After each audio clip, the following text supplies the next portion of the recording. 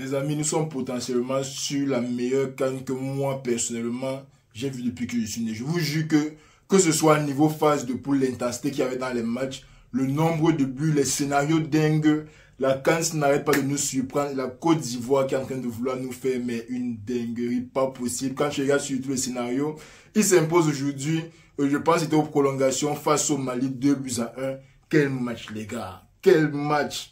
On va un peu refaire le film du match. C'est parce que je n'ai pas besoin de notes tellement c'est frais dans ma tête, tellement c'est encore juteux dans ma tête. Tellement le match était intéressant. Les gars, on va faire le débrief. Mais avant, bien sûr, n'oubliez pas de vous abonner, liker la vidéo, blablabla. On passe une fois au débrief. Bon, début du match d'abord.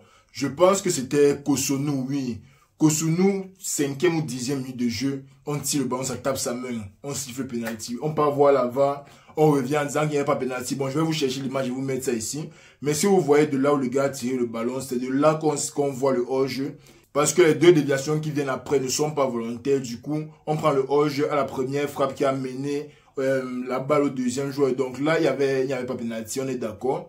Après quelques minutes, Cotonou encore, qui cause maintenant un penalty, prend son jaune.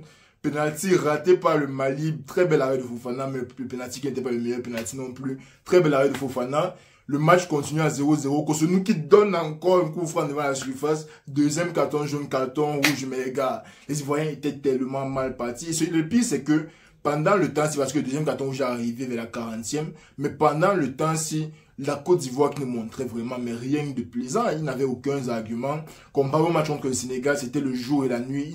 Ils n'étaient pas dominés non plus, ils avaient quelques phases de possession. Mais côté malien, quand on avait la possession, on avait bien à combiner, on avait bien à se retrouver entre les espaces. On arrivait à donner les bonnes longues passes, ce qui a fait que Cotonou prenne le carton rouge. Bref, le Mali qui a dominé, mais de la première à la dernière minute, et quand Cotonou prend le carton rouge, c'est là que ça devient chaud. Les Ivoiriens qui ne jouent déjà pas bien. En plus, maintenant, avec un carton rouge, je me demandais vraiment comment ils allaient gérer le match. Bon, normalement, en deuxième mi-temps, ils sont descendus à 5 derrière, 5-3-1, avec Halle devant. Ils ont quand même fait l'effort de mettre Halle devant. Et moi, je pense que Halle les a beaucoup aidés parce que même sur l'égalisation, tu vois que c'est celui, quand je joue le long ballon, il essaie de dévier sur...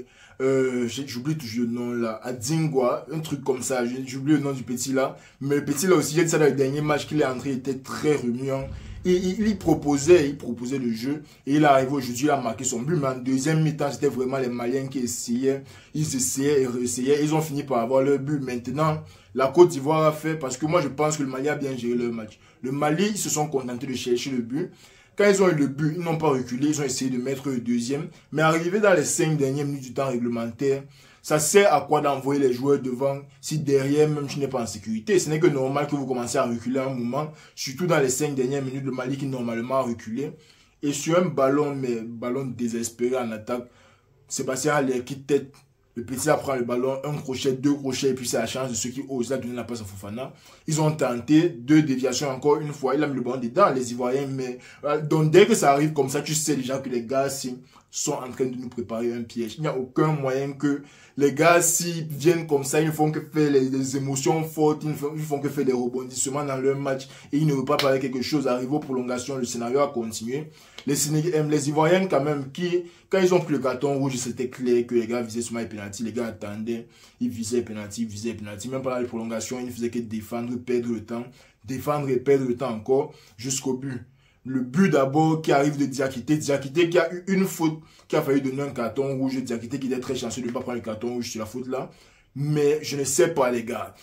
Ta chance devient la malchance de quelqu'un d'autre. Peut-être pas sur le coup, mais ça finit par affecter l'autre côté. Parce que le pied de Diakité, ça a touché la tête. Ça méritait normalement un carton rouge. Mais maintenant, quand je vois les points de vue de l'arbitre, je dis peut-être que ok, ils sont déjà à 10. C'est déjà beaucoup. C'est déjà quand même dû sur eux. Il ne veut pas ajouter.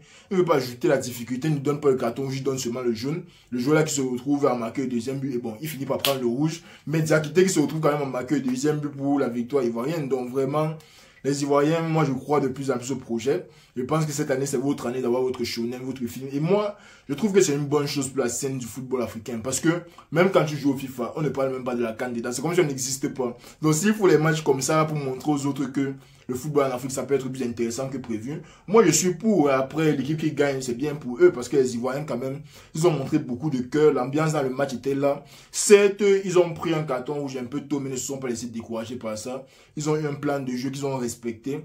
Ils ont eu leur chance, ils ont concrétisé la chance. Vous allez encore dire quoi? On va encore dire quoi, les gars? La Côte d'Ivoire qui joue un football peut-être pas très excellents, peut-être pas très construits, mais ils savent comment gagner les matchs. Et peut-être que c'est l'euphorie de leur CAN, parce que dans ma vidéo d'avant, quand j'ai dit ici là que la Côte d'Ivoire est favorite, juste parce qu'ils sont à domicile, l'équipe à domicile est toujours favorite dans la CAN. Parce que l'encouragement que les supporters apportent là, on ne peut pas prendre ça pour zéro. S'ils ont perdu un homme, ils sont revenus à 10, le supporter du deuxième homme revient équilibrer le match. C'est comme ça dans le football. On ne peut pas négliger 30, 40 000 personnes autour d'un stade en train de crier, donner leur énergie. C'est comme Sangoku quand il faisait Genkidama. Donc, mais à part ça, je pense que MS Faye, il gère quand même très bien son effectif. Je pense qu'il fait très bien circuler. Dernier match qui était sur le banc, ce match était Sangaré sur le banc. Jean-Michel Seri, toujours propre derrière. Aurier, toujours utile, toujours bien. C'est quand même Nicolas Pepe qui a payé les pots cassés pour le carton rouge parce qu'il fallait sortir en attaquant. Obviously, on a sorti Nicolas Pepe et en deuxième mi-temps, on a encore Mihal pour essayer d'équilibrer un peu le jeu. Ce qui a fini par marcher, donc on ne peut vraiment rien dire à MS Faye. Je pense qu'il a eu un match compliqué pour son deuxième test et il a très bien géré, jusqu'ici ça fait 2-2. Les Ivoiriens qui sont en demi-finale contre, je pense, le RDC. Ou la RDC, oui, ils sont contre la RDC.